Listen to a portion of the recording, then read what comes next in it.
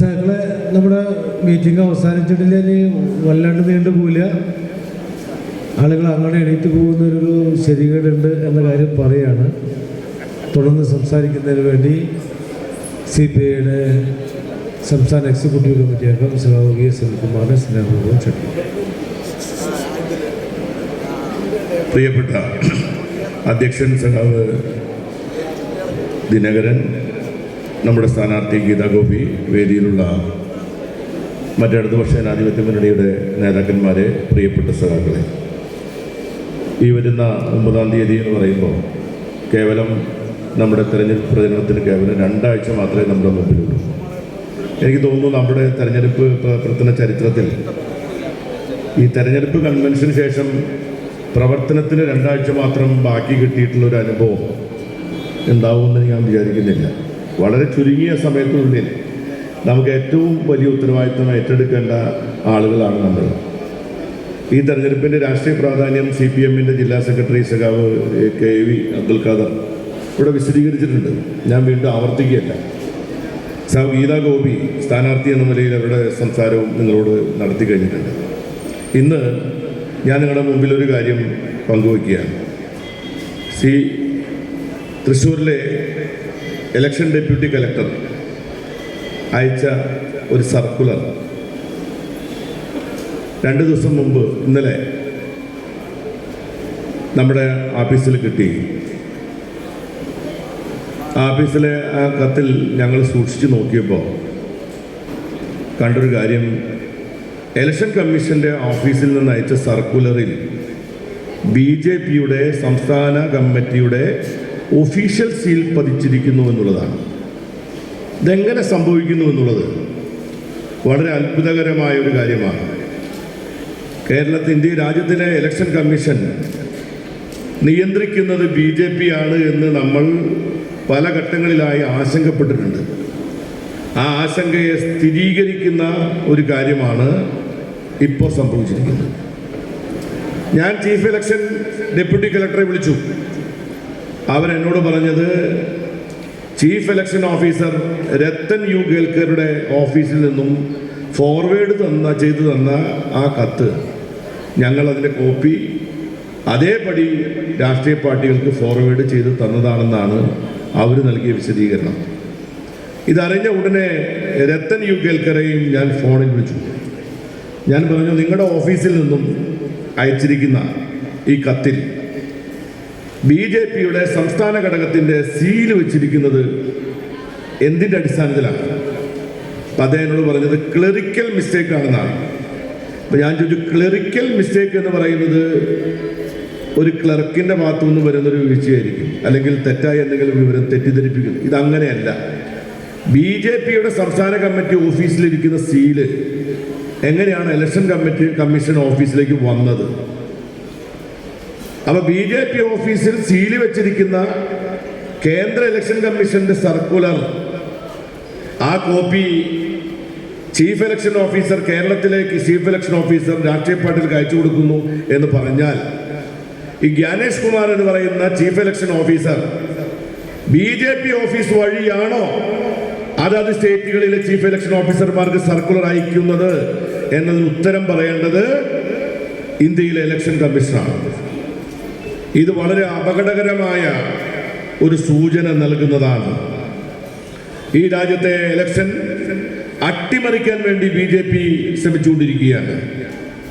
എല്ലാതരം മാനിപ്പുലേഷൻസും പണം കൊടുത്ത് കോടാനുകോടി രൂപ ചെലവഴിച്ച് നമ്മുടെ രാജ്യത്തിൻ്റെ ഇലക്ഷൻ മാനിപ്പുലേറ്റ് ചെയ്യാനും അതിൻ്റെ തെരഞ്ഞെടുപ്പ് ഫലം അട്ടിമറിക്കാനും തങ്ങൾക്ക് അനുകൂലമാക്കി മാറ്റാനും BJP ശ്രമിച്ചുകൊണ്ടിരിക്കുന്നു എന്നതിൻ്റെ നഗ്നമായ തെളിവാണ് ഇപ്പോൾ നമ്മുടെ മുമ്പിലുള്ളത്. ഞാൻ നിങ്ങളുടെ മുമ്പിൽ ഇത് പറയാൻ കാരണം കൂടുതൽ ജാഗ്രതയോടുകൂടി പ്രവർത്തിക്കേണ്ടതിൻ്റെ ആവശ്യകത നിങ്ങളെ ബോധ്യപ്പെടുത്താനാണ്. നമ്മളെന്തായാലും ഇക്കാര്യവുമായി ബന്ധപ്പെട്ടുകൊണ്ട് നിയമ നടപടി സ്വീകരിക്കാൻ പോകുന്ന കാര്യം കൂടി പ്രിയപ്പെട്ട സഖാക്കളെ ഞാൻ ഈ സന്ദർഭത്തിൽ അറിയിക്കുകയാണ്. ചീഫ് ഇലക്ഷൻ ഓഫീസറോട് പരാതി പറഞ്ഞിട്ട് എന്തെങ്കിലും കാര്യമുണ്ടെന്ന് എനിക്ക് തോന്നുന്നില്ല. കാരണം നമ്മൾ അവിടെ പോയിട്ട് പരാതി പറഞ്ഞിട്ട് കാര്യമില്ല. കാരണം അവരാണോ ഇതിന് പിന്നിൽ പ്രവർത്തിക്കുന്നത്. രാജ്യത്ത് ആരോടാണ് പരാതി പറയാമെന്നൊന്നും നമുക്കറിയില്ല. പക്ഷെ നമ്മൾ പരാതി പറയാൻ തീരുമാനിച്ചിരിക്കുകയാണ്. അത്യന്തം ഗുരുതരമായ സാഹചര്യം നമ്മുടെ മുമ്പിലുണ്ട് എന്നുള്ളത് ഞാൻ സഖാക്കളെ ബോധ്യപ്പെടുത്തുകയാണ്. ഞാൻ മറ്റു കാര്യം ഇപ്പോൾ ഈ തെരഞ്ഞെടുപ്പിൻ്റെ രാഷ്ട്രീയ പ്രാധാന്യം എന്താണെന്ന് നിങ്ങൾക്കെല്ലാം അറിയാം. അത് നമ്മുടെ മൂന്നാം തവണയും കഴിഞ്ഞ 10 കൊല്ലമായി ഇടതുപക്ഷ ജനാധിപത്യ മുന്നണി കേരളം ഭരിക്കുകയാണ്. ഈ ഭരിച്ചുകൊണ്ടിരിക്കുന്ന ഇടതുപക്ഷ ജനാധിപത്യ മുന്നണി ഗവൺമെൻറ് നടത്തിയിട്ടുള്ള വികസന പ്രവർത്തനങ്ങൾ അസാധാരണമായ വികസന പ്രവർത്തനങ്ങളാണ്. എല്ലാ കാര്യങ്ങളും അബ്ദുൽ ഖാദർ ഇവിടെ സൂചിപ്പിച്ചു. നമ്മുടെ ക്ഷേമ പെൻഷൻ 62 ലക്ഷം കുടുംബങ്ങൾ കൊടുത്ത ക്ഷേമ പെൻഷൻ നമ്മളൊരു പരസ്യം ഇറക്കിയിരുന്നു. 2016 വരെയുള്ള ഗവൺമെൻറ് നടത്തിയിട്ടുള്ള വസ്തുതകളും 2016 ശേഷം LDF ഗവൺമെൻറ് ചെയ്യുന്ന പ്രവർത്തനങ്ങളെ സംബന്ധിച്ചൊരു 2 പേജുകളിലായി ഒരു പത്രപരസ്യം നമ്മൾ കൊടുത്തിരുന്നു. എല്ലാം വ്യക്തമാണ്, ഒന്നും നമ്മൾ കള്ളം പറഞ്ഞിട്ടില്ല, എല്ലാം സത്യം മാത്രമേ നമ്മൾ പറഞ്ഞിട്ടുള്ളൂ. ഇത് പറഞ്ഞിട്ടുള്ള കാര്യങ്ങൾ 2016 മുമ്പുണ്ടായിരുന്ന കേരളം അല്ല 2016 ശേഷമുള്ള 10 കൊല്ലക്കാലത്തെ കേരളം. അതൊരു അനുഭവ സാക്ഷ്യമാണ്. നമ്മുടെ നാട്ടിലെ ജനങ്ങളെ നാം ഈ തെരഞ്ഞെടുപ്പിൽ ഇടതുപക്ഷത്തിന് അനുകൂലമാക്കാൻ നമ്മളാണ് ഉത്തരവാദിത്തപ്പെട്ട ആളുകൾ. ഒരു ജനാധിപത്യ സംവിധാനത്തിൽ ജനങ്ങളാണ് ഈ തെരഞ്ഞെടുപ്പിൽ അല്ലെങ്കിൽ ജനങ്ങളുടെ പ്രതിനിധികളെ ജനങ്ങളാണ് തെരഞ്ഞെടുക്കുന്നത് പറഞ്ഞാലും രാഷ്ട്രീയ പാർട്ടികൾക്കും മുന്നണികൾക്കും ജനാധിപത്യ വ്യവസ്ഥിതിയിൽ വളരെ പ്രധാനപ്പെട്ട ഒരു ഉത്തരവാദിത്തമുണ്ട്. ഇവിടെ ഇരിക്കുന്ന CPIയുടെയും CPMൻ്റെയും ഇടതുപക്ഷ പാർട്ടികളുടെയും പ്രവർത്തകരും മുന്നണിക്കാരും പ്രവർത്തകരുമായിരിക്കും നമുക്ക് മറ്റ് വോട്ടർമാരെ പോലെ വെറും വോട്ടർമാരല്ല നമ്മൾ ഈ ജനാധിപത്യ വ്യവസ്ഥിതിയിൽ രാഷ്ട്രീയ പാർട്ടികളിൽ അംഗങ്ങളായതുകൊണ്ട് തന്നെ ഈ ജനാധിപത്യ വ്യവസ്ഥിതിയിൽ നമുക്കൊരു വലിയ ഉത്തരവാദിത്തമുണ്ട്. ആ ഉത്തരവാദിത്തം നാം നിർത്തിയിരിക്കുന്ന സ്ഥാനാർത്ഥി എന്ന് പറയുന്ന ഒരു വ്യക്തിയല്ല, നാം മുന്നോട്ട് വയ്ക്കുന്ന ആശയങ്ങളും നാം മുന്നോട്ട് വയ്ക്കുന്ന വികസന പദ്ധതികളുമാണ്. അത് ജനങ്ങളെ ബോധ്യപ്പെടുത്തി കൊടുക്കുക എന്നുള്ളത് ഈ തെരഞ്ഞെടുപ്പിൻ്റെ വിജയത്തിന് വളരെ അനിവാര്യമാണ്. കഴിഞ്ഞ 10 കൊല്ലം നാം ചെയ്തിട്ടുള്ള അസാധാരണമായ താരതമ്യങ്ങളില്ലാത്ത വികസന പദ്ധതികൾ നമ്മുടെ എതിരാളികളെ വളരെയധികം അങ്കലാപ്പിലാക്കിയിട്ടുണ്ട്. അതുകൊണ്ട് തന്നെ അവർ ഈ തെരഞ്ഞെടുപ്പിൽ നാം നടത്തിയിട്ടുള്ള രാഷ്ട്രീയ ഇടപെടലുകളെ പറ്റിയോ വികസന പദ്ധതികളോ ജനങ്ങളിലേക്ക് എത്തിക്കാൻ അവർക്ക് താല്പര്യമില്ല. ആ വസ്തുത ജനങ്ങളിലേക്ക് എത്തിയാൽ ഉറപ്പായിട്ടും ജനങ്ങൾ വോട്ട് ചെയ്യുന്നത് ഇടതുപക്ഷ ജനാധിപത്യ മുന്നണിക്കായിരിക്കുമെന്ന് നമ്മളെക്കാൾ നന്നായിട്ട് അറിയുന്നത് VD സതീശനും രാജീവ് ചന്ദ്രശേഖരൻ്റെ പാർട്ടിക്കാണ്. അതുകൊണ്ട് അവർ ചെയ്യുന്നത് എന്താണ്? ഇവിടെ ജനങ്ങളുടെ ശ്രദ്ധ തിരിച്ചുവിട്ടാൻ വേണ്ടി വൈകാരികമായ വിഷയങ്ങൾ, ശബരിമല പോലെയുള്ള പ്രശ്നങ്ങൾ, കള്ളക്കഥകൾ, അതോടൊപ്പം സമ്പത്തിൻ്റെ ആധിക്യം കൊണ്ടുള്ള മാനിപ്പുലേഷൻസ് എന്ന് തുടങ്ങിയിട്ടുള്ള മറ്റു പല കുറുക്കു വഴികളിലൂടെ നമ്മളെ പരാജയപ്പെടുത്താൻ അവർ ശ്രമിക്കുന്നുണ്ട്. ഇത് നമ്മൾ നന്നായി മനസ്സിലാക്കുക എന്നുള്ളത് പ്രധാനപ്പെട്ട കാര്യമാണ്. ഈ കഴിഞ്ഞ 10 കൊല്ലം നാം നടത്തിയിട്ടുള്ള ഓരോ കാര്യങ്ങളും ജനങ്ങളിലേക്ക് എത്തിച്ചു കൊടുത്തുകൊണ്ടേയിരിക്കണം. കാരണം ഓർമ്മപ്പെടുത്തൽ എന്ന് പറയുന്നത് ഒരു പ്രധാനപ്പെട്ട കാര്യമാണ്. രാഷ്ട്രീയ പ്രവർത്തനത്തിൽ നമ്മൾ എന്ത് ചെയ്താലും ചെയ്ത കാര്യങ്ങൾ നിരന്തരമായി ജനങ്ങൾ ഓർമ്മപ്പെടുത്തി കൊടുത്തിട്ടില്ലെങ്കിൽ ആ സന്ദർഭത്തിൽ തന്നെ ജനങ്ങളത് വിസ്മരിച്ചു പോകുന്നത് സ്വാഭാവികമാണ്. മാത്രവുമല്ല, ഒരു പുതിയ കാര്യം വരുമ്പോൾ പഴയ കാര്യങ്ങൾ പെട്ടെന്ന് വിസ്മരിച്ചു പോകുന്ന പ്രവണത ജനങ്ങൾക്കിടയിൽ ഉണ്ടെന്നും ആ മനഃശാസ്ത്രം മനസ്സിലാക്കിക്കൊണ്ട് VD സതീശനെ പോലെയുള്ള കനകോലുമാരെ പോലുള്ള, ഇപ്പോൾ കോൺഗ്രസ് നയിക്കുന്നത് കോൺഗ്രസ് അല്ല, കനകോലു എന്ന് പറയുന്ന 100-200 കോടി രൂപ വാങ്ങിയിട്ടുള്ള കൺസൾട്ടൻസി ഏജന്റുമാരാണ്. ആ കൺസൾട്ടൻസി ഏജന്റുമാർ ഇടതുപക്ഷത്തിനെതിരായി അവർ ഉണ്ടാക്കിയെടുക്കുന്ന കണ്ടന്റുകൾ, ഞാൻ ഈ വാക്ക് ഒരുപക്ഷെ എല്ലാവർക്കും അറിയുന്ന കാര്യമായിരിക്കും, യൂട്യൂബിലൂടെയും സോഷ്യൽ മീഡിയയിലൂടെയും നമുക്കെതിരായിട്ടുള്ള രാഷ്ട്രീയ ഉള്ളടക്കങ്ങൾ, കള്ളക്കഥകൾ, കല്ലുവച്ച നുണകൾ സത്യമാണ് തോന്നിപ്പിക്കും വിധം ജനങ്ങൾക്കിടയിൽ പ്രചരിപ്പിക്കാൻ വേണ്ടി കനകോലുമാർ നമുക്കെതിരായി പരിശ്രമിച്ചുകൊണ്ടിരിക്കുന്ന ഒരു വലിയ ഭീഷണി നമ്മുടെ മുമ്പിലുണ്ട്. പക്ഷെ ആ കനകോലുമാരെ തോൽപ്പിച്ചുകൊണ്ട് നമുക്ക് ജയിക്കാൻ കഴിയും എന്ന് ബോധ്യപ്പെട്ട് 2021 നമ്മൾ തെളിയിച്ചിട്ടുണ്ട്. നമുക്കിതിൽ എത്ര ആരോപണം ഉണ്ടായി, എത്രയൊക്കെ സ്വർണ്ണക്കടത്തിൻ്റെ കാര്യം ഉണ്ടായില്ലേ? എങ്ങനെ നമ്മൾ ജയിച്ചത്? ജനങ്ങളെ ബോധ്യപ്പെടുത്തിക്കൊണ്ടാണ്. അതുകൊണ്ട് ഈ 10 കൊല്ലം ചെയ്തിട്ടുള്ള ഓരോ കാര്യങ്ങളും, 62 ലക്ഷം കുടുംബങ്ങൾക്ക് നാം നൽകിയിട്ടുള്ള ക്ഷേമ പെൻഷൻ ഇപ്പോൾ 2000 രൂപ, അതിപ്പോൾ 4000 ഒന്നിച്ചു കൊടുക്കുന്നു. അതിനൊക്കെ അപഹസിക്കുക എന്താണ്? പിച്ചക്കാശ് കൊടുത്ത് ആളുകളെ കബളിപ്പിക്കുന്നു എന്നൊക്കെ പറയും. അതിന് പല കള്ളക്കഥകളുണ്ടാക്കും. അതോടൊപ്പം ഇതൊക്കെ നരേന്ദ്രമോദിയുടെ കാശാണെന്ന് പറയുന്ന ആൾക്കാരുണ്ട്. ഇതൊക്കെ പോയി പറയുന്ന ആൾക്കാരുണ്ട് നമ്മുടെ നാട്ടിൽ.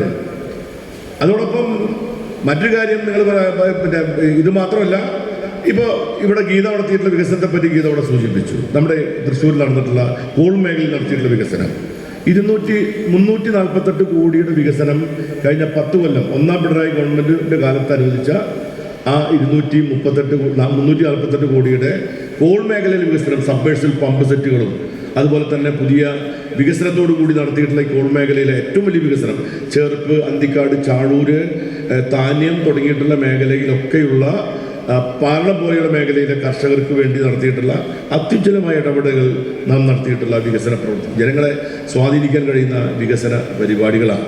അതോടൊപ്പം നാഷണൽ ഹൈവേ നമ്മുടെ അടുത്തുകൂടിയാണല്ലോ പോകുന്നത്. ഇവിടെ പറഞ്ഞു ഏകദേശം 6000 കോടിയോളം രൂപ ഒരു സ്റ്റേറ്റ് ഗവൺമെൻറ് കൊടുത്തുണ്ടാക്കിയിട്ടുള്ള ആ ഹൈവേ വികസനം നമ്മുടെ കാലത്തുണ്ടായതാണ്. തീരദേശ ഹൈവേ, മലയോര ഹൈവേ, ദേശീയ ജലപാത തുടങ്ങിയിട്ടുള്ള നമ്മുടെ പിന്നെ വൻ വികസന പദ്ധതികൾ. അതോടൊപ്പം നമ്മുടെ സർക്കാർ സ്കൂളുകൾ, സർക്കാർ ആശുപത്രികൾ നമ്മൾ കൊണ്ടുവന്നിട്ടുള്ള വികസനങ്ങൾ. ഇപ്പോൾ നമ്മുടെ തൃപ്പേർ ആശുപത്രി ആണെങ്കിലും, അന്തിക്കാട് ആശുപത്രി ആണെങ്കിലും, ചേർപ്പ് ആശുപത്രി ആണെങ്കിലും, തൃശ്ശൂർ ജില്ലാ ആശുപത്രി ആണെങ്കിലും, വലപ്പാട് ആശുപത്രി ആണെങ്കിലും, അങ്ങനെ തുടങ്ങി നമ്മുടെ ആശുപത്രിയിൽ കൊണ്ടുവന്നിട്ടുള്ള മാറ്റങ്ങൾ, ഈ 10 കൊല്ലം കൊണ്ട് നാം നടത്തിയിട്ടുള്ള മാറ്റങ്ങൾ നമ്മുടെ മണ്ഡലത്തിൽ തന്നെ വെച്ചുകൊണ്ട് പറയുമ്പോൾ നമ്മുടെ സർക്കാർ പള്ളിക്കൂടങ്ങളിൽ കൊണ്ടുവന്നിട്ടുള്ള അഭൂതപൂർവമായിട്ടുള്ള വികസന പദ്ധതികൾ, നമ്മുടെ റോഡുകളിൽ വന്നിരിക്കുന്ന മാറ്റം, കുടിവെള്ള പദ്ധതികൾ നാം കൊണ്ടുവന്നത് എന്ന് തുടങ്ങിയിട്ടുള്ള നാനാവിധത്തിലുള്ള പദ്ധതികൾ ഈ കഴിഞ്ഞ 10 കൊല്ലം കൊണ്ട് ഇടതുപക്ഷ ജനാധിപത്യ മുന്നണിയുടെ നേതൃത്വത്തിൽ നമ്മുടെ മണ്ഡലത്തിലും നമുക്ക് കൊണ്ടുവരാൻ കഴിഞ്ഞിട്ടുണ്ട്. അപ്പോൾ അതിൽ ഏറ്റവും പ്രധാനപ്പെട്ട ഒരു കാര്യത്തെ പറ്റിയാണ് എനിക്ക് നിങ്ങളുടെ ഏറ്റവും അധികം വിശദീകരിക്കാനുള്ളത്. ജെൻസി എന്ന് പറയുന്ന ജനവിഭാഗമുണ്ട്.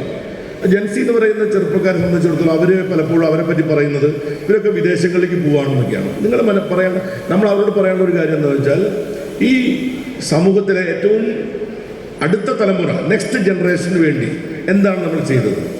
അതായത് ഈ കേരളത്തിലെ 57 മുതലുള്ള ഗവൺമെൻറ് ഇടപെട്ടുള്ള ഏറ്റവും പ്രധാനപ്പെട്ട വിദ്യാഭ്യാസ മേഖലയാണ്, ആരോഗ്യ മേഖലയാണ്. നമ്മളാണ് 57 ഗവൺമെൻറ് ആദ്യമായി സൗജന്യമായ വിദ്യാഭ്യാസം 7ാം ക്ലാസ് വരെ കൊടുത്തത്. രണ്ടാമത്തെ കമ്മ്യൂണിസ്റ്റ് ഗവൺമെൻറ്റാണ് 10ാം ക്ലാസ് വരെ വിദ്യാഭ്യാസം സൗജന്യമാക്കിയത്. ഇപ്പോഴത്തെ പിണറായി ഗവൺമെൻറ്റാണ് ഡിഗ്രി വരെയുള്ള വിദ്യാഭ്യാസം സൗജന്യമാക്കിയത്. ആധുനിക കാലഘട്ടത്തിലെ ബോധന രീതിക്കനുസൃതമായി നമ്മുടെ പള്ളിക്കൂടങ്ങളെ ആധുനികവൽക്കരിച്ചത് ഇടതുപക്ഷ ഗവൺമെൻറ് 10 കൊല്ലം കൊണ്ടാണ്.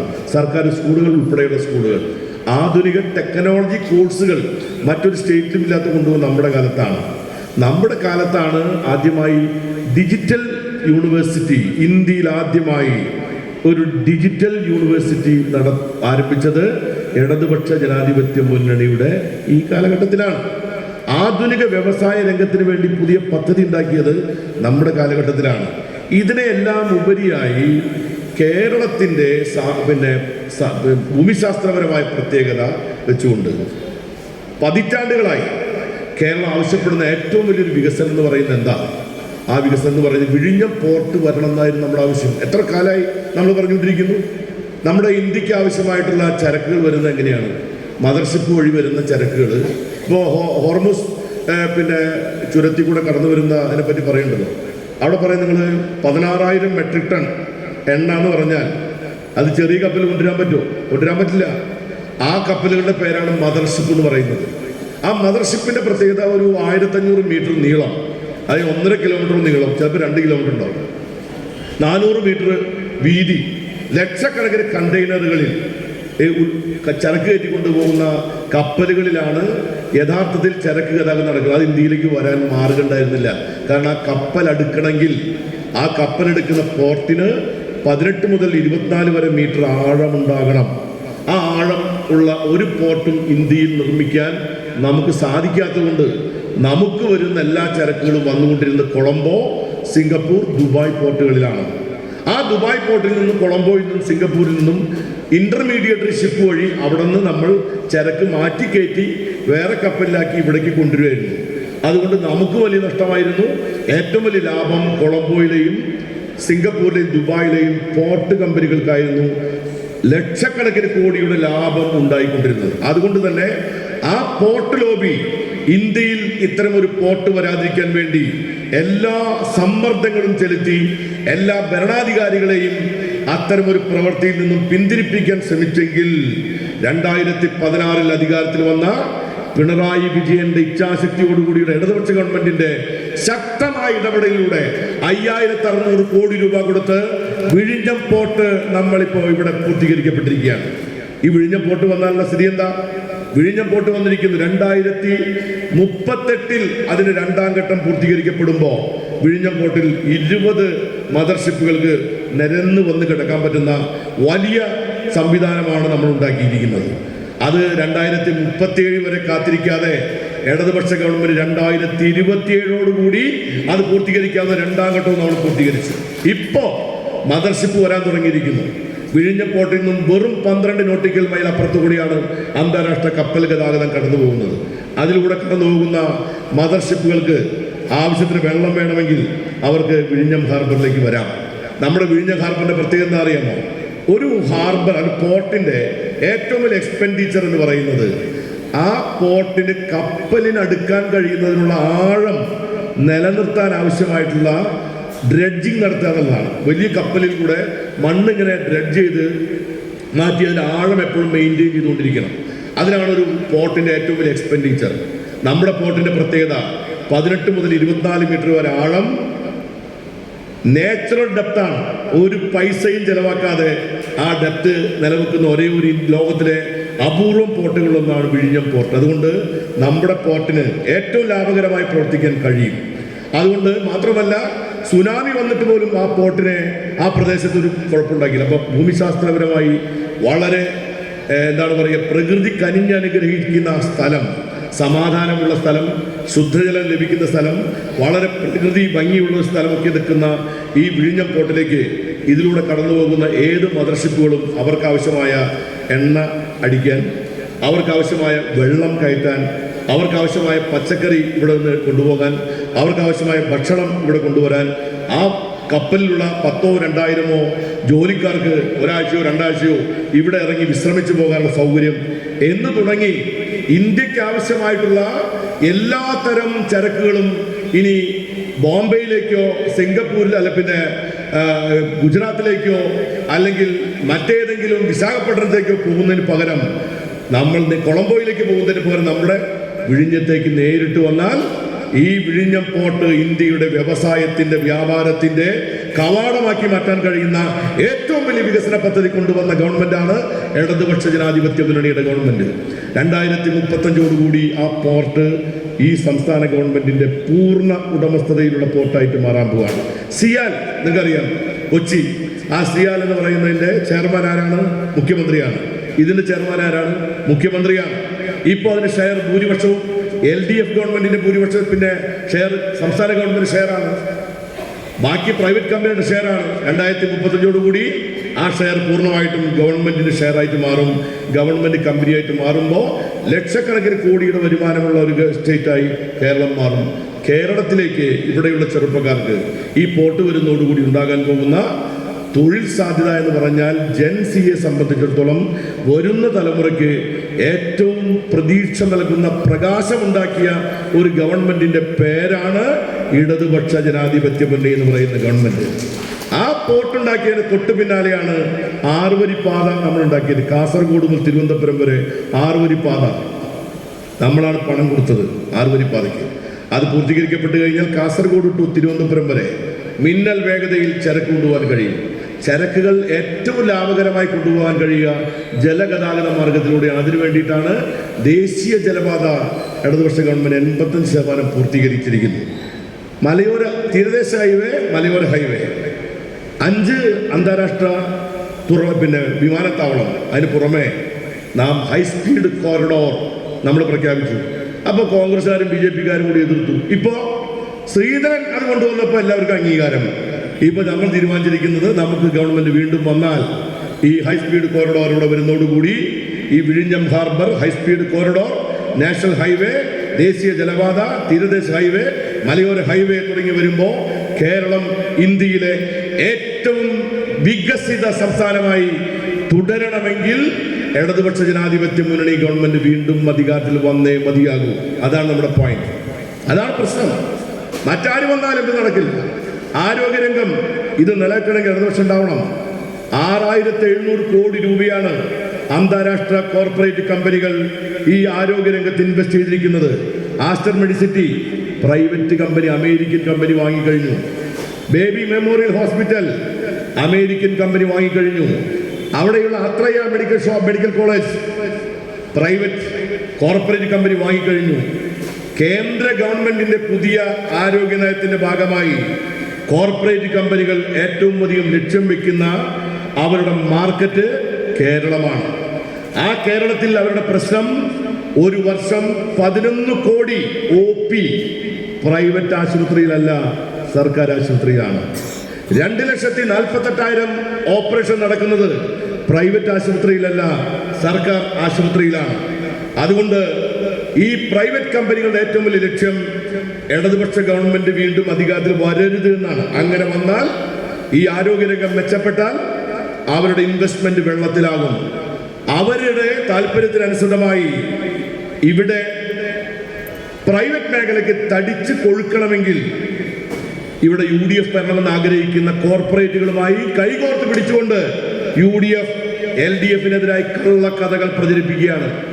അതാണ് വീണ ജോർജിനെ കടന്നാക്രമിച്ചും ഈ ആരോഗ്യരംഗം വെന്റിലേറ്ററാണെന്ന് പറഞ്ഞും പ്രചരിപ്പിക്കുന്നതിന് പിന്നിൽ ഈ കോർപ്പറേറ്റ് മുതലാളിമാർ കേരളത്തിന്റെ പൊതു ആരോഗ്യരംഗത്തെ തകർക്കാൻ ശ്രമിക്കുന്നതിന്റെ ഭാഗമാണ്. അതുകൊണ്ട് പാവപ്പെട്ടവൻ ആരോഗ്യ സുരക്ഷ നൽകുന്ന കേരളത്തിലെ ആരോഗ്യരംഗത്തെ സംരക്ഷിക്കണമെങ്കിൽ കേരളത്തിൽ ഇടതുപക്ഷ ജനാധിപത്യ മുന്നണി ഗവൺമെന്റ് മൂന്നാമതും അധികാരത്തിൽ വന്നേ മതിയാകും. നമ്മുടെ പ്രശ്നമാണ്. വിദ്യാഭ്യാസ രംഗം സംരക്ഷിക്കപ്പെടണമെങ്കിൽ ഇവിടെ ഇടതുപക്ഷ ജനാധിപത്യ മുന്നണി ഗവൺമെന്റ് അധികാരത്തിൽ വന്നേ മതിയാകും. ലാസ്റ്റ് പോയിന്റ് എനിക്ക് പറയാനുള്ളത്, ഇവിടെ ഗുരുവായൂർ ഇലക്ഷനുമായി ബന്ധപ്പെട്ട് നിങ്ങൾ കണ്ടതാണ്. കേരളം ഇന്ത്യയിലെ ഏറ്റവും മതസൗഹാർദ്ദത്തിന്റെ ഒരു കേന്ദ്രമാണ്. മതസൗഹാർദ്ദത്തിൽ നാം ആരെയും നമ്മുടെ മുമ്പിൽ നമുക്ക് മുന്നോട്ട് കിടക്കാൻ കഴിയാത്ത, അല്ലെങ്കിൽ ഒരു സ്റ്റേറ്റും നമ്മളെക്കാൾ മെച്ചപ്പെട്ട നിലയിലല്ല. നമ്മൾ അത്രയും സൗഹാർദ്ദപരമായി ജീവിക്കുന്ന ആളുകളാണ്. സ്വാഭാവികമായ കാര്യമാണ്. പക്ഷെ ഇന്ന് നിങ്ങൾ നോക്കൂ, ഗുരുവായൂരിലേക്ക് മത്സരിക്കുന്ന BJP MLA പറഞ്ഞത് എന്താ പറഞ്ഞിരിക്കുന്നത്? ഗുരുവായൂരിൽ ഭൂരിപക്ഷം ഹിന്ദുക്കളായതുകൊണ്ട് ഒരു ഹിന്ദു MLA വേണമെന്നാണ്. ഞാൻ നേരത്തെ ഇലക്ഷൻ കമ്മീഷനോട് സൂചിപ്പിച്ച പോലെ ഇന്ത്യൻ ജനപ്രായത്വ നിയമത്തിലെ അതിഭീകരമായ കുറ്റമാണ് തെരഞ്ഞെടുപ്പിൽ മതവും മതചിഹ്നങ്ങളും ഉപയോഗിക്കുക എന്നുള്ളത്. മതപരമായ പേരിൽ മതത്തിന്റെ അടിസ്ഥാനത്തിൽ വോട്ട് ചോദിക്കുക എന്ന് പറയുന്നത് ഏറ്റവും വലിയ ജനാധിപത്യത്തിന്റെ തകർച്ചയാണ്. അത് നമ്മുടെ കേരളത്തിൽ BJP ആരംഭിച്ചിരിക്കുന്നു. BJPയുടെ സംസ്ഥാന പ്രസിഡന്റ് പറഞ്ഞ എന്താ, മക്കയിൽ ഒരു ഹിന്ദു MLA വേണമെന്ന് പറഞ്ഞാൽ നിങ്ങൾ സമ്മതിക്കുമോ എന്നാണ്. ഇതിലൊക്കെ എന്ത് ലോജിക്കാണുള്ളത്? ഇവിടെയുള്ള ആളുകൾക്കിടയിൽ മതസ്പർദ്ധ വളർത്തിയെടുക്കാൻ ശ്രമിക്കുകയാണ് ഈ BJPക്കാർ. ഇവിടെ നേരത്തെ പറഞ്ഞല്ലോ, ഈ RSSകാരും BJPക്കാരും മനസ്സിലാക്കേണ്ട കാര്യം, ഗുരുവായൂർ അമ്പലത്തിൽ ഇവിടെ ഗീതാ ഗോപി മുനിസിപ്പൽ ചെയർപേഴ്സൺ ആയിരുന്നു. ഗീതാ ഗോപി നമ്മളും അടക്കമുള്ള ഇവിടുത്തെ മഹാഭൂരിപക്ഷം വരുന്ന പിന്നോക്കക്കാരായിട്ടുള്ള ഹിന്ദുക്കൾക്ക് ഗുരുവായൂർ അമ്പലത്തിൽ പോയി തൊഴാൻ അനുവാദം നൽകാതിരുന്നത് ചാവക്കാട് അങ്ങാടിയിലെയും ഗുരുവായൂരിന്റെ അമ്പലത്തിന് ചുറ്റുമുള്ള മുസ്ലിം സമുദായമായിരുന്നില്ല എന്നുള്ളത് ഈ RSS നേതാക്കന്മാർ ഓർക്കണം. അത് തരാതിരുന്നത് ഇവിടുത്തെ ഹിന്ദുത്വവാദികളായിരിക്കുന്ന സവർണ ഹൈന്ദവ തീവ്രവാദികളാണ്. അവരാണ് പറഞ്ഞത് അതിനകത്ത് കയറാം. അതാണ് ആ കാലഘട്ടത്തിൽ ഇവിടുത്തെ വിശ്വാസികൾക്ക് വിശ്വാസ സംരക്ഷണത്തിന് വേണ്ടി ഗുരുവായൂർ അമ്പലത്തിന്റെ മുമ്പിൽ സമരം നടത്തിയ നേതാക്കന്മാരാണ് P. കൃഷ്ണപിള്ളയും AK ഗോപാലനും C. ഉണ്ണിരാജയും അടക്കമുള്ള കമ്മ്യൂണിസ്റ്റുകാരാണ് അവരുടെ വിശ്വാസത്തിന് വേണ്ടി നിലകൊണ്ടെന്ന കാര്യം ഈ RSSന് മറന്നുപോകാൻ പാടില്ല. അന്ന് സഖാവ് P. കൃഷ്ണപിള്ള ഗുരുവായൂർ അമ്പലത്തിനകത്ത് കയറി മണിയടിച്ചപ്പോൾ പറഞ്ഞൊരു കാര്യമുണ്ട്. അദ്ദേഹത്തെ തല്ലാൻ വന്ന ഇപ്പോ ഹിന്ദുത്വത്തിന്റെ പേര് പറയുന്നവരുടെ പഴയ ആളുകൾ അദ്ദേഹത്തിന്റെ പുറത്തടിച്ചപ്പോ പറഞ്ഞു, എലനക്കി നായർ പുറത്തടിക്കും, ഉശിരുള്ള നായർ മണിയടിക്കും, അടിക്കട അടി എന്ന് പറഞ്ഞ കമ്മ്യൂണിസ്റ്റുകാരനായ കൃഷ്ണപിള്ള അവിടുത്തെ വിശ്വാസം സംരക്ഷിക്കുമ്പോൾ 925 രൂപീകരിക്കപ്പെട്ട ഒരു RSSകാരൻ അവിടെ ഉണ്ടായിട്ടില്ല. അവിടെ ഗുരുവായൂർ അമ്പലം കത്തുമ്പോൾ ആ അമ്പലം കത്തുന്നത് സംരക്ഷിക്കാൻ വേണ്ടി മണിയടിച്ചും ബാങ്ക് വിളിച്ചും അവിടെ ഓടിക്കൂടിയ ക്രിസ്ത്യാനികളും മുസ്ലിങ്ങളും ഒരുമിച്ച് ചേർന്നുകൊണ്ടാണ് ഗുരുവായൂർ അമ്പലത്തിലെ വിഗ്രഹത്തെയും ആ താഴികക്കുടത്തെയും ആ ശ്രീകോവിലിനെയും സംരക്ഷിച്ചത്. അവിടുത്തെ മുസ്ലിങ്ങളും ക്രിസ്ത്യാനികളും ഹിന്ദുക്കളും ഒരുമിച്ചിരുന്നുകൊണ്ടാണ്. അവിടെ നമ്മളെല്ലാം ഒരുമിച്ച് നിൽക്കുന്ന മതേതരത്വത്തിൻ്റെ, ഏകോദര സാഹോദര്യത്തിൻ്റെ, സ്നേഹത്തിൻ്റെ ഏറ്റവും വലിയ ആഴക്കടൽ പോലെ ഇരിക്കുന്ന ഈ ഗുരുവായൂർ അമ്പലത്തിലാണ് ഈ വിഷലിപ്തമായിട്ടുള്ള ഈ പ്രസ്താവന നടത്താൻ ഇവർക്ക് ധൈര്യം ഉണ്ടായിരിക്കുന്നത്. ഇത് ഇവിടെ വീണ്ടും ഐക്യജനാധിപത്യ മുന്നണിയെ പോലെയുള്ള മുന്നണി അധികാരത്തിൽ വന്നാൽ ഉണ്ടാകാൻ പോകുന്നത് ഈ കാളകൂട സർപ്പങ്ങൾ വീണ്ടും പത്തി വിടർത്തി ആടുന്നത് ഈ കേരളത്തിൽ ഉണ്ടാകാൻ പാടില്ല. വർഗീയതയെ ഏറ്റവും ശക്തമായി എതിർക്കാൻ കഴിയുന്ന പ്രസ്ഥാനം ഇടതുപക്ഷ പ്രസ്ഥാനമാണ്. അതുകൊണ്ട് ഇടതുപക്ഷ ജനാധിപത്യ മുന്നണിയെ വിജയിപ്പിക്കേണ്ടത് ഈ സമൂഹത്തിൻ്റെ ആവശ്യമാണ്. ഇവിടുത്തെ ഈ മണ്ഡലത്തിൻ്റെ സവിശേഷ സാഹചര്യത്തോട് സൂചിപ്പിച്ചു, ഞാൻ വീണ്ടും പറയില്ല. ഇപ്പോൾ ഞാനതിനെപ്പറ്റി കൂടുതലൊന്നും പറയുന്നില്ല, KV അബ്ദുൽ ഖാദറിലൂടെ പറഞ്ഞു കഴിഞ്ഞതാണ്. അതായത് ഇപ്പോൾ നമ്മുടെ പഴയ കക്ഷി ഉണ്ടല്ലോ, അതേ ഇപ്പോൾ BJPയുടെ സ്ഥാനാർത്ഥിയായിട്ട് മത്സരിക്കുകയാണ്. ഒരു വർഗവഞ്ചകൻ എന്ന് പറഞ്ഞാൽ ഒരു ചെറിയ വാക്കായിരിക്കും. അവനവൻ്റെ വ്യക്തിത്വത്തെയും അവനവൻ അതുവരെ പറഞ്ഞുകൊണ്ട് നടന്ന കാപഢ്യങ്ങളും ഒക്കെ വെളിവാക്കുന്ന ഒരു സംഗതിയാണ് ഇപ്പോൾ ഉണ്ടായിരിക്കുന്നത്. അദ്ദേഹത്തിന് മാത്രമല്ല, അദ്ദേഹത്തെ കൂടെ കൂട്ടിയിട്ടുള്ള BJP 2026 പിന്നെ മാർച്ച് മാസം 5 മുതൽ 10 വരെ BJP നടത്തിയിട്ടുള്ള ഒരു ഒപ്പ് ശേഖരണ സമരം നിങ്ങൾക്ക് ഓർമ്മയുണ്ടാവും. അവരുടെ ബോർഡ് ഞാൻ നിങ്ങളുടെ മുമ്പിൽ വായിക്കാം. നിങ്ങൾ വായിച്ചിട്ടുണ്ടാവുമെങ്കിൽ ഞാൻ നിങ്ങൾക്ക് വേണ്ടി ഒന്നുകൂടി വായിക്കാൻ ഒരു കൊഴുപ്പിന് വേണ്ടി. എന്താണെന്ന് വെച്ചാൽ MLAയുടെ കഴിവില്ലായ്മ മൂലം കോടിക്കണക്കിന് രൂപയുടെ പദ്ധതികൾ നഷ്ടപ്പെടുത്തി നാട്ടികയിൽ സമ്മതിദായകരെ വഞ്ചിച്ച, വികസനത്തെ പിന്നോട്ടടിച്ച MLA CC മുകുന്ദൻ്റെ നിരുത്തരവാദ പ്രവർത്തനങ്ങൾക്കെതിരെ 1 ലക്ഷം ഒപ്പുകൾ ശേഖരിക്കുന്നു എന്ന് പറഞ്ഞ് ആ സമരം ഉദ്ഘാടനം ചെയ്ത AL രാധാകൃഷ്ണൻ തന്നെ താൻ ഇനി വർഗീയ ശക്തിയുമായി ഒരു കൂട്ടുകെട്ടുമില്ല എന്ന് പറഞ്ഞ CC മുകുന്ദൻ എന്ന് പറയുന്ന നമ്മുടെ പഴയ MLAയെ മാലയിട്ട് സ്വീകരിക്കുന്ന അശ്ലീല ചിത്രം ഈ നാട്ടികയിൽ ഉണ്ടായിട്ടുണ്ടെങ്കിൽ അതിന് തക്കതായ മറുപടി ഈ നാട്ടികയിലെ മണ്ണിലെ മക്കൾ നൽകുമെന്ന് മാത്രമേ ഞാൻ പറയൂ. ഇത് കമ്മ്യൂണിസ്റ്റിന്റെ കാരണം മണ്ണാണ്. സത്യസന്ധരും ആത്മാർത്ഥയോടും കൂടി പ്രവർത്തിച്ച് ഈ മണ്ണിൽ കമ്മ്യൂണിസ്റ്റ് പ്രസ്ഥാനവും തൊഴിലാളി വർഗ പ്രസ്ഥാനവും കെട്ടിപ്പടുത്താൻ അസാധാരണമായ ജീവിതം കൊണ്ട് അന്തിക്കാട്ട് രക്തസാക്ഷികൾ സഖാവ് KP പ്രഭാകരനും TD ഗോപിമാഷും അതുപോലെ തന്നെയുള്ള ND Vasudevan നമ്പൂതിരിയും TN നമ്പൂതിരിയും Ishaan നമ്പൂതിരിയും PSN നമ്പൂതിരിയും എന്ന് തുടങ്ങി NC ശങ്കരനും എന്ന് തുടങ്ങി അപ്പുറത്ത് മരിച്ചുപോയ KV പീതാംബരൻ അടക്കമുള്ള ഒരു കാലഘട്ടത്തിലും ഈ കാലഘട്ടത്തിലും ഒക്കെ കമ്മ്യൂണിസ്റ്റ് പ്രസ്ഥാനത്തെ മുന്നോട്ട് നയിച്ച, അവർക്ക് വേണ്ടി ജീവിതം മാറ്റിവെച്ച കമ്മ്യൂണിസ്റ്റുകാരുടെ ഒരു പിന്മുറ സഖാവ് സർദാർ ഗോപാലകൃഷ്ണൻ താൻ പാർട്ടിക്കകത്ത് അഭിപ്രായപ്പെട്ട അഭിപ്രായം ആയിരുന്നില്ല കമ്മ്യൂണിസ്റ്റ് പാർട്ടി അന്ന് നടപ്പാക്കിയത്. അദ്ദേഹം പറഞ്ഞു ജാഥ നയിക്കുന്നതിനോട് അദ്ദേഹത്തിന് വ്യത്യസ്തമായ അഭിപ്രായം ഉണ്ടായിരുന്നു. പക്ഷേ കമ്മ്യൂണിസ്റ്റ് പാർട്ടി തീരുമാനിച്ചു ജാഥ നയിക്കണം. ആര് നയിക്കണം? സർദാർ ഗോപാലകൃഷ്ണൻ തന്നെ നയിക്കണം എന്ന് തീരുമാനിച്ചപ്പോൾ തനിക്കെതിരെ അഭിപ്രായം ഉണ്ടായിട്ട് പോലും പാർട്ടി തീരുമാനം മുന്നോട്ട് വയ്ക്കുമ്പോൾ തൻ്റെ വാച്ചൂരി PK ഗോപാലകൃഷ്ണന് കൊടുത്ത് ആ ജാഥ നയിച്ച് പോലീസിന്റെ പീഡനമേറ്റ് രക്തസാക്ഷിയായ സർദാർ ഗോപാലകൃഷ്ണൻ മണ്ണിൽ നിന്നുകൊണ്ടാണ് ഞാൻ പറയുന്നത് ഈ വർഗവഞ്ചകരെ തോൽപ്പിക്കാൻ ഞങ്ങൾക്കാരുടെ ഒത്താശയുടെ ആവശ്യമില്ല. അതുകൊണ്ട് അധികം സംസാരിച്ച് ഞാൻ എൻ്റെ വാക്കുകൾ ആകുന്നില്ല. കമ്മ്യൂണിസ്റ്റ് പാർട്ടിയുടെ 22ാമത്തെ വയസ്സ് മുതൽ കമ്മ്യൂണിസ്റ്റ് പാർട്ടിയുടെ സുരക്ഷയിൽ, സംരക്ഷണയിൽ എല്ലാ സ്ഥാനങ്ങളും പഞ്ചായത്തും മെമ്പറും പ്രസിഡന്റും മുതൽ MLA സ്ഥാനം വരെ കൊടുത്ത് എല്ലാം ചെയ്ത ശേഷം പാർട്ടിയെ ഇരുട്ടി വെളുക്കും മുമ്പ് നേരെ കോൺഗ്രസിൽ, അവിടെ രക്ഷയില്ലാതാവുമ്പോൾ BJPയിൽ യാതൊരു നാടവും മാനവുമില്ലാതെ ഇപ്പോൾ ഒരു പൈസയുമില്ല എന്ന് പറയുന്ന ആൾ ഡൽഹിയിലേക്ക് 2.5 ലക്ഷം രൂപ ചെലവഴിച്ച് ഫ്ലൈറ്റിൽ പോകുന്നു. ഒരു പൈസയുമില്ല എന്ന് പറയുന്ന വ്യക്തി ഇപ്പോൾ അദ്ദേഹത്തിന് കടമുണ്ട് എന്ന് പറയുന്ന ഈ 16 നമ്പർ സാറിനെങ്കിൽ 9.25 ലക്ഷം രൂപ രാഖി രാമായണം കെട്ടിവെക്കുന്നു. ഇതൊക്കെ കാണുമ്പോൾ ഈ പറയുന്ന പേയ്മെന്റ് സമ്പ്രദായം എവിടെയാണെന്നുള്ളതിന് കൂടി ജനങ്ങളോട് മറുപടി പറയേണ്ടി വരും എന്ന് മാത്രമേ ഞാൻ പറയുന്നു. സഖാവ് ഗീതാ ഗോപി 10 കൊല്ലം ഇവിടുത്തെ MLA അയാളാണ്. കമ്മ്യൂണിസ്റ്റ് പാർട്ടി അവരെ 10 കൊല്ലം കഴിഞ്ഞപ്പോൾ പാർട്ടി തീരുമാനിച്ചു ഒരു മണ്ഡലത്തിൽ ആ സഖാവ് തന്നെ മത്സരിച്ചാലേ ജയിക്കൂ എന്നുണ്ടെങ്കിൽ മാത്രമേ 3ാമത്തെ തവണ മത്സരിക്കാൻ അവസരം കൊടുക്കേണ്ടതുള്ളൂ എന്ന് പാർട്ടിയുടെ തീരുമാനമാണ്. ആ തീരുമാനം വെച്ച് എക്സംഷൻ കൊടുക്കുമ്പോഴും പലപ്പോഴും പാർട്ടി തീരുമാനിക്കാറുള്ളത് അവിടെ തന്നെ മത്സരിക്കണമെന്ന് നിർബന്ധിക്കാറില്ല. ചിലപ്പോൾ ആളുകൾ മാറ്റാറുണ്ട്. അതിൻ്റെ ഭാഗമായി ഇവിടെ പുതിയൊരാൾ വരട്ടെ എന്ന് കരുതി സഹ ഗീതാ ഗോപിക്ക് പകരം സഹ CC മൂന്നിനെ അന്ന് സ്ഥാനാർത്ഥിയാക്കി. ഗീതാ ഗോപിക്ക് അത് നടപടിയെടുത്തതല്ല, പാർട്ടി തീരുമാനം നടപ്പാക്കിയതാണ്. ഞാൻ കയ്പമംഗലം മണ്ഡലത്തിൽ ജയിച്ചു കഴിഞ്ഞ് എന്നോട് പറഞ്ഞു തൃശ്ശൂരിൽ പോയി മത്സരിക്കാൻ പറഞ്ഞു. ഞാൻ പോയി മത്സരിച്ചില്ലേ. ചേർപ്പിലെ സ്ഥാനാർത്ഥിയായിരുന്ന സഹ KP രാജേന്ദ്രനോട് നിങ്ങൾ പോയി അവിടെ കോൺഗ്രസ് ജയിച്ചിരിക്കുന്ന കൊടുങ്ങല്ലൂർ പോയി മത്സരിക്കാൻ പറഞ്ഞു. അദ്ദേഹം പോയി മത്സരിച്ചില്ലേ. കയ്പമംഗലത്ത് ഇപ്പോഴത്തെ MLA ET ടൈസനോട് പറഞ്ഞു പറവൂർ പോയി മത്സരിക്കാൻ പറഞ്ഞു. അദ്ദേഹം മത്സരിച്ചില്ലേ. അത് പാർട്ടി തീരുമാനമാണ്. ആ പാർട്ടി തീരുമാനം നടപ്പാക്കുക എന്നുള്ളത് ഒരു കമ്മ്യൂണിസ്റ്റുകാരുടെ ഏറ്റവും വലിയ ഉത്തരവാദിത്തം. ആ ഉത്തരവാദിത്തം നിർവഹിക്കുന്നതിന് പകരം പാർട്ടിയെ വെല്ലുവിളിക്കുന്നതാണോ ഏറ്റവും വലിയ ത്യാഗം എന്ന് പറയുന്നത്? അതേസമയം അദ്ദേഹം ഈ പറയുന്ന വ്യക്തി ആ പാർട്ടി തീരുമാനം അംഗീകരിച്ച് നമ്മളോടൊപ്പം പ്രവർത്തിക്കുകയായിരുന്നെങ്കിൽ എത്ര സൗന്ദര്യമുണ്ട്, എത്ര അംഗീകാരമുള്ളൊരു കാര്യമാണ്.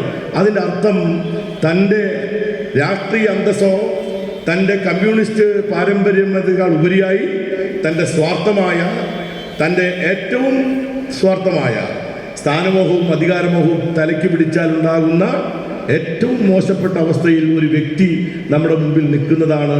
ഇപ്പോൾ താമര ചിഹ്നത്തിൽ കോൺഗ്രസിൻ്റെ കൈപ്പത്തി അടയാളത്തിൽ മത്സരിക്കാൻ അവർ നിർബന്ധിച്ചതുകൊണ്ട് ഞാൻ കോൺഗ്രസിൽ ചേർന്നില്ല. പക്ഷേ താമര ചിഹ്നത്തിൽ മത്സരിക്കാൻ പറഞ്ഞപ്പോൾ ഞാൻ ഇവിടെ വന്ന് ചേർന്നു. ഡൽഹിയിൽ പോകേണ്ട വല്ല കാര്യം ഉണ്ടായിരുന്നു. അദ്ദേഹം ഇവിടെ നേരെ തൃശ്ശൂർക്ക് പോയാൽ മതിയായിരുന്നില്ലേ. അപ്പം ഇതൊക്കെ നമ്മുടെ മുമ്പിൽ സത്യം പറഞ്ഞാൽ നാട്യക്കാരായ നമുക്ക് അപമാനം ഉണ്ടായൊരു കാര്യമാണ്. ആ അപമാനം നാട്യക്കാർ ഒരിക്കലും കൊടുക്കാൻ പോകുന്നില്ല. സഖാവ് ഗീതാ ഗോപി 10 കൊല്ലം MLA ആയിരിക്കുമ്പോൾ ചെയ്ത ഒട്ടനവധി വികസന പ്രവർത്തനങ്ങൾ തുടർച്ചയായി ഇവിടെ സഖാവ് ഗീതാ ഗോപി മത്സരിക്കണമെന്ന് കമ്മ്യൂണിസ്റ്റ് പാർട്ടി തീരുമാനിക്കുകയും ആ സഖാവിനെ ആ ചുമതലയേൽപ്പിക്കുകയും ചെയ്തിരിക്കുന്നു. 2 കൈയിൽ നീട്ടി നാട്ടുകയിലെ സഖാക്കൾ ആ സഖാവിനെ സ്വീകരിക്കുകയും ചെയ്തിരിക്കുകയാണ്. സഖാവ് ഗീതാ ഗോപിയെ വമ്പിച്ച ഭൂരിപക്ഷത്തോടുകൂടി നമ്മുടെ ഒപ്പം, നമ്മുടെ ഒരു സഹോദരിയാണ്. ഇതൊരു പട്ടികജാതി റിസർവേഷൻ മണ്ഡലമാണ്. ഏറ്റവും പിന്നിൽ നിന്ന് വന്നൊരു 23 വയസ്സിൽ ഒരു കൗൺസിലറായി വന്ന് 16 കൊല്ലം 4 തവണ അവിടെ മത്സരിച്ച് ജയിച്ച് 2 തവണ ചെയർപേഴ്സണായിരിക്കുമ്പോൾ നമ്മൾ പറഞ്ഞ് മത്സരിക്കാൻ അവർ വന്നു. ഈ ഇത്തവണ മത്സരിക്കണമെന്ന് മാറി ഇന്ന് പാർട്ടിയുടെ ഫുൾ ടൈം മെമ്പറായി, പ്രവർത്തകരായി, DC മെമ്പറായി, കിസാൻ സഭയുടെ ജില്ലാ വനിതാ വിങ്ങിൻ്റെ സെക്രട്ടറിയായി, ഹൗസിംഗ് ബോർഡിൻ്റെ മെമ്പറായി, പാർട്ടിയുടെ ചുമതലക്കാരിയായി ഫുൾ ടൈം പ്രവർത്തിച്ചുകൊണ്ടിരിക്കുന്ന ഒരു സഖാവിനെ പാർട്ടി തീരുമാനിക്കുന്നത് എന്താണ് സഖാക്കളെ തെറ്റുള്ളത് എനിക്ക് മനസ്സിലായിട്ടില്ല. അപ്പോൾ സ്വാർത്ഥരായിട്ടുള്ള ആളുകൾ പല കള്ളക്കഥകളും പ്രചരിപ്പിക്കുമ്പോൾ അത് ഈ ചെവിയിലൂടെ കേട്ട് ഈ ചെവിയിലൂടെ വിടാനും മറുപടി പറയേണ്ടടുത്ത് മറുപടി പറയാനും നമുക്ക് കഴിയണം എന്ന് മാത്രം പറഞ്ഞുകൊണ്ട് ഇതൊരു പോരാട്ടമാണ്, രാഷ്ട്രീയ പോരാട്ടമാണ്. ഈ രാഷ്ട്രീയ പോരാട്ടം LDFും UDFും തമ്മിലുള്ള ഒരു വലിയ രാഷ്ട്രീയ പോരാട്ടമാണ്. ഞാൻ നേരത്തെ പറഞ്ഞ വികസനത്തിനും നമ്മുടെ രാഷ്ട്രീയത്തിനും വേണ്ടി നടക്കുന്ന ഒരു പോരാട്ടമാണ്. ആ പോരാട്ടത്തിൽ ഇടതുപക്ഷ ജനാധിപത്യ മുന്നണി മുന്നിൽ നിർത്തിയിരിക്കുന്ന ഒരു രാഷ്ട്രീയ പ്രതീകമാണ് സഖാവ് ഗീതാ ഗോപി. ആ ഗീതാ ഗോപിയെ അരിവാൾ ധാന്യക്കതിർ അടയാളത്തിൽ വോട്ട് ചെയ്ത് വിജയിപ്പിക്കാൻ കഴിഞ്ഞ തവണ നമുക്ക് കിട്ടിയതിനേക്കാളും മികച്ച ഭൂരിപക്ഷത്തോടു കൂടി സഖാവ് ഗീതയെ വിജയിപ്പിക്കാൻ നമുക്ക് കഴിയണമെന്ന് മാത്രം നിങ്ങളോട് അഭ്യർത്ഥിച്ചുകൊണ്ട് ഇടതുപക്ഷ ജനാധിപത്യ മുന്നണിക്ക് വേണ്ടി നിങ്ങൾ അഭിവാദ്യം ചെയ്തുകൊണ്ട് ഞാൻ നിർത്തുന്നു. നിങ്ങൾക്ക് അഭിവാദ്യങ്ങൾ.